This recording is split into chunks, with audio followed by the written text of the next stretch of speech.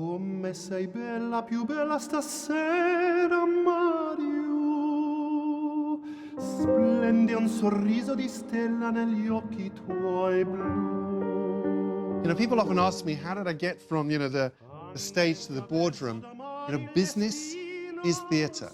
Life is acting. From my perspective, what seemed initially to be two very separate worlds have really blurred together. The business world has got stuff to teach the arts and vice versa. And I just love to work in this middle space where we all live. Parlami d'amore, Mario. Tutta la mia vita. It's really a privilege, actually, to be working with some of the world's most influential people and organizations. There are some inspiring and quite amazing people in the business world.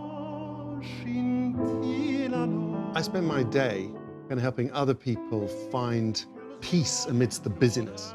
I think it's got to do with noticing the micro moments, the gaps between things. You ask people, describe a breath, and they'll say it's got an in-breath and an out-breath.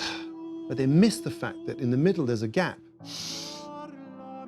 And if you start to look, there are gaps in your day, there are gaps in your thinking. So I think go to the gaps and let the gaps increase.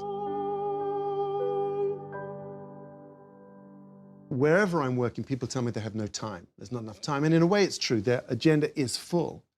But what I've noticed, given my background as a musician, is you can have lots of notes,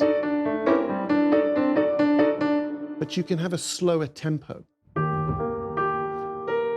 The day may sound like da ga da ga da ga da ga da ga da, but actually underneath there's a slow beat, da, da, da. And the successful people that I know manage to, amidst all the noise and busyness, find a slow tempo. It's like a slow cadence on a bike. It's like they find a slow beat. Andiamo cerca fortuna, la primavera par al chiaro della luna.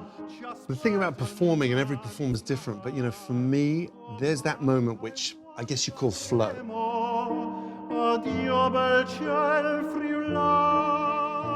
For me, it's when you feel that you aren't singing, you are being sung. It's like you're connected to the people around you, and no one's thinking, you're all thinking. No one's singing, you're all singing. And this is addictive, I have to say. It's an amazing feeling of connection, but it's very addictive.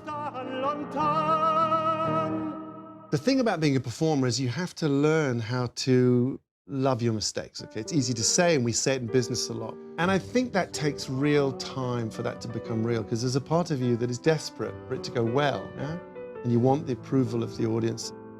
But what you start to notice over time is that what the audience really loves is to see you get out of difficulty. They don't want to see you slickly handling everything. They want to see you dig yourself out of trouble.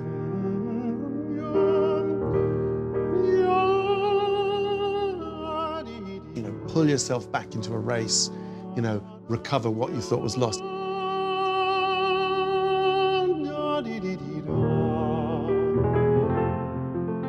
And so in a weird way, if you get through a performance and you haven't come close to messing up, you haven't really gone for it, it's my feeling. But it takes time.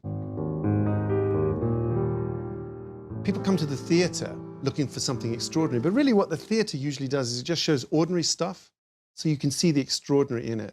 I was thinking about this business about ordinary and routine, and how easily the routine can become something amazing. And I was just thinking this is like dull, right? Listen.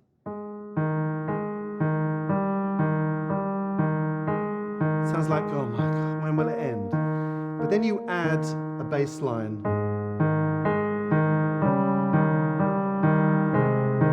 And then you add a melody. And a thought that runs through my head all the time, whether I'm working in business or on stage, is I think you can wait your whole life for something extraordinary to happen to you, or you can just look at what's happening and recognize that it is pretty extraordinary. Magic.